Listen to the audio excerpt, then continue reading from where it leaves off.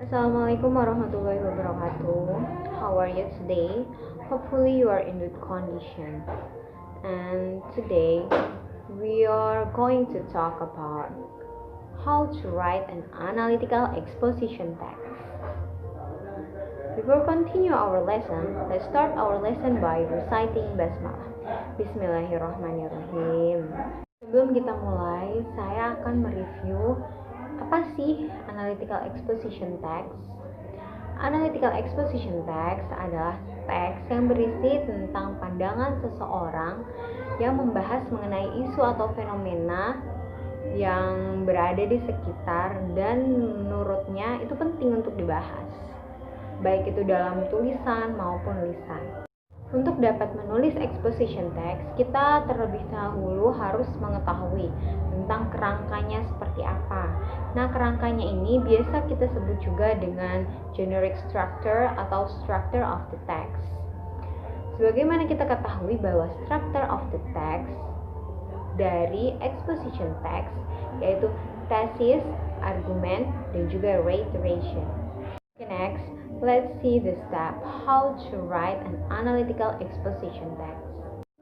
Oke, yang pertama yaitu menentukan topik. Jadi, sebelum kita menulis sebuah teks, kita perlu menentukan topik yang akan dibahas, yang akan kita ulas, yang akan kita beri argumentasi mengenai topik tersebut. Baik itu dalam bidang kesehatan, lingkungan, pendidikan, dan masih banyak lagi. Dan di sini saya akan memberikan contoh. Misalnya kita akan membahas tentang using movie to improve vocabulary. Jadi dalam teks eksposisi itu si penulis itu sudah menggarisbesarkan bahwa dia akan berargumentasi tentang penggunaan film dalam pengembangan kosakata. Kedua, yaitu membuat kerangka karangan. Sebagaimana yang kita bahas tadi, bahwa kerangka karangan ini berarti merefer kepada generic structure of the text. Generic structure of the text dari exposition text yang pertama yaitu tesis. Tesis ini biasanya terdapat pada paragraf pertama. Jadi di sini kita mencoba membuat kerangka karangan pada paragraf pertama. Pada paragraf pertama ini berisi mengenai pengenalan topik dan juga informasi-informasi mengenai topik yang akan kita bahas dan juga mengapa kita membahas topik tersebut. Nah, di bagian ini juga kita sudah mengemukakan pendapat kita, mengemukakan pandangan kita atas isu yang akan kita bahas itu, baik itu kita berpendapat pro dengan isu yang dibahas ataupun kontra dengan isu yang dibahas. Selanjutnya yaitu arguments. Pada bagian ini kita memberikan alasan dan argumentasi kita untuk meyakinkan pembaca bahwa memang topik yang kita bahas itu penting untuk didiskusikan. Dan pada bagian ini setiap argumentasi kita itu dijadikan satu paragraf yang didukung dengan penjelasan dan juga fakta-fakta dan informasi yang relevan. Serta setiap paragraf itu dihubungkan dengan kata hubung seperti firstly, moreover, furthermore, dan masih banyak lagi.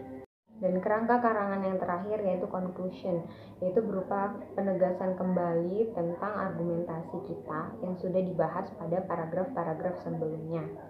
Dan pada conclusion ini juga kita juga bisa men-summarize atau merangkum apa yang sudah kita bahas sebelumnya.